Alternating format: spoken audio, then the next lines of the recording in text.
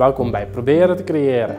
In deze rubriek knutselen en maken we de leukste dingen en jij kunt meedoen. En in deze aflevering maken we deze prachtige 3D-ster die je vervolgens kunt ophangen. Wat heb je nodig om deze 3D-ster te creëren? Nou, niet veel.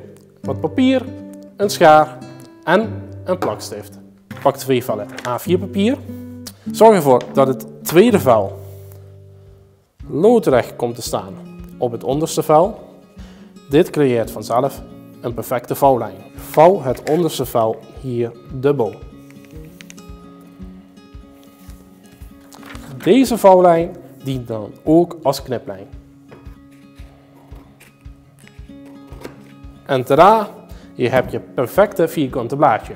Nou, nu is het de bedoeling dat het blaadje doormidden valt. Maakt niet uit in welke richting. Als je dit hebt gedaan, zorg ervoor dat de dichte zijde naar je toe is gericht en de open zijde van je af. Pak de linker bovenhoek en zorg ervoor dat je hem diagonaal vouwt.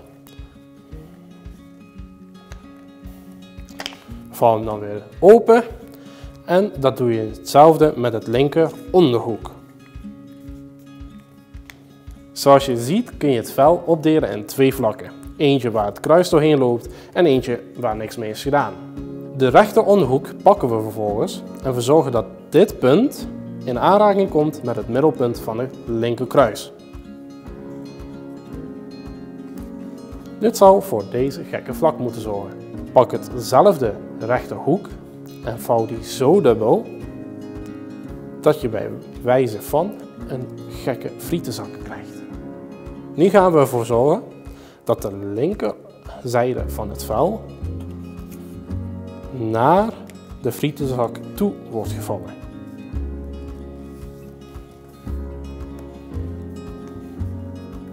Dit zal voor deze gekke vorm moeten zorgen.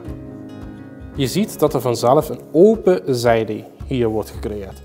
Deze open zijde dient dan ook als vouwlijn.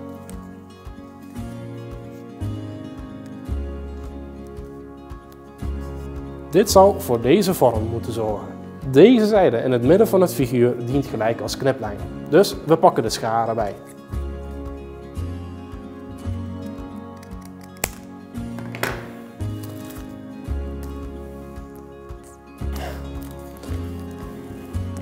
Als we het vel openen, zou het voor deze gekke vorm moeten zorgen. Nu gaan we op 3 verschillende plekken knippen. We beginnen met het eerste knipplek en dat is 2 lijntjes vanaf beneden. Deze lijn hier. We knippen hier tot ongeveer de helft van de zijde.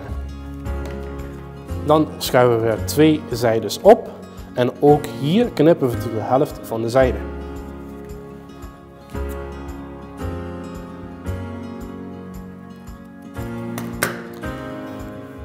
En dan nog een keer de laatste plek en dat doe je als je het vel openvouwt. Dit wordt de onderste zijde en ook hier knippen we tot ongeveer de helft. Zorg ervoor dat elke zijde naar een spitse punt toe naar buiten is gevouwen.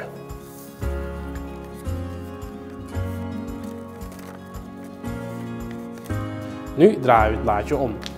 Nu is het enkel een kwestie om van de 5 flappen een spitse punt te maken. Dit doen we door de kleinere flapjes te pakken en ze zo te vouwen dat de zijdes even recht lopen met de middelste vouwlijn. Doe dit met elke flap.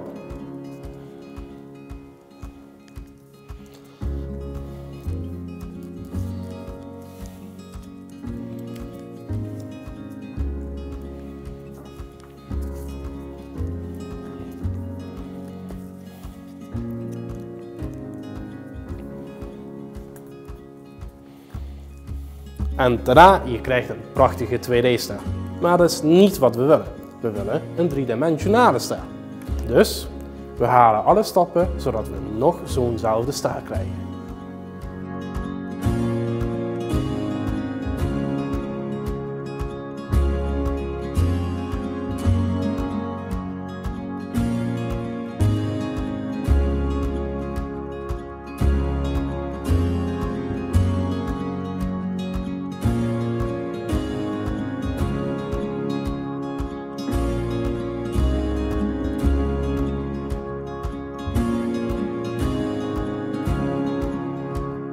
Tadaa! We hebben nu 2 identieke sterren. Als we de sterren omdraaien, wordt het al gauw duidelijk dat de kleinere flappen binnenin de ster dienen als plakranden. Hier gaan we dan ook met een plakstift overheen.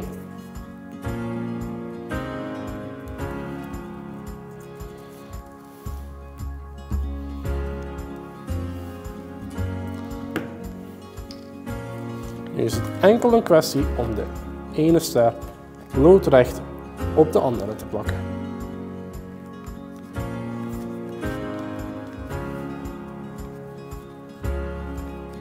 En dan is het enkel een kwestie van de 2 punten pakken, naar binnen te duwen en tada, klaar is je 3D-ster. Als je het leuk vindt kun je de ster gewoon zo aan een touwtje ophangen. Je kunt hem ook natuurlijk versieren.